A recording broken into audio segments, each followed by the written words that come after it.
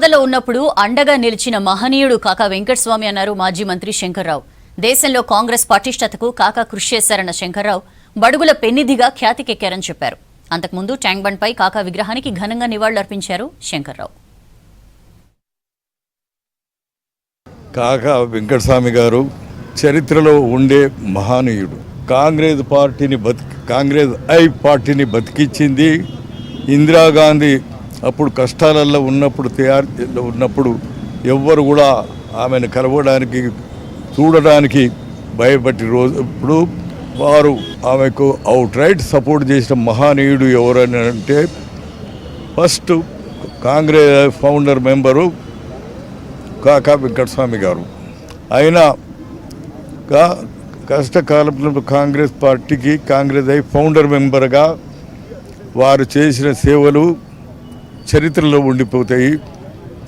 వారు పార్టీ ఇల్లును పార్టీ ఆఫీస్కి ఇచ్చి 3 సంవత్సరాల వరకు 1978 నుండి 80 వరకు ఆయన ఎంపీగా ఉన్న మెయింటెనెన్స్ ఏదైతే ఉన్నదో జీతంలో నుండి సాలరీ నుంచి ఏదైతే వస్తుందో అది ఆయన దాంట్లో కట్ అవుతుండే.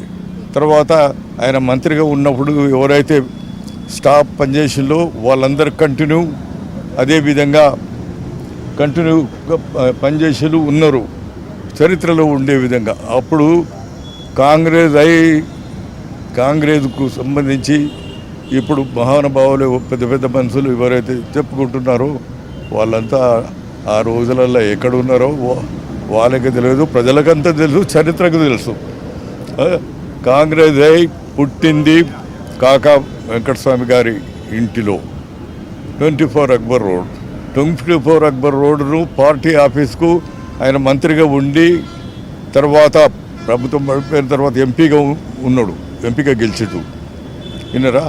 అప్పుడు ఆయన పార్టీ ఆఫీస్కు ఇచ్చిండు.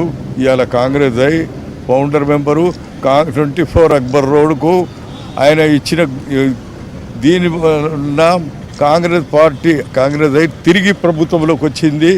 ఆ చరిత్రలో ఉండే మహనీయుడు ఎవరనంటే ఓన్లీ 1 మ్యాన్ ఫ్యామిలీ కష్టాలలో ఉన్నప్పుడు 24 అక్బర్ రోడ్ మళ్ళీ ప్రభుత్వం తిరిగి రావడానికి ఉపయోగపడ్డది. ఆ రాత తర్వాత దాని వాస్తువు తర్వాత దానిలో ఉన్న మహాత్యము తర్వాత కుటుంబ సభ్యులము కష్టపడి పనిచేసి పార్టీకి గుర్తింపు తీసుకొచ్చింది. తర్వాత తిరిగి పార్టీ పవర్లో రావడానికి ఏకైక నాయకుడు ఆ రోజులలో. అప్పటి నుండి ఈ రోజు ఇప్పటి వరకు కూడా వెంకటస్వామి గారు.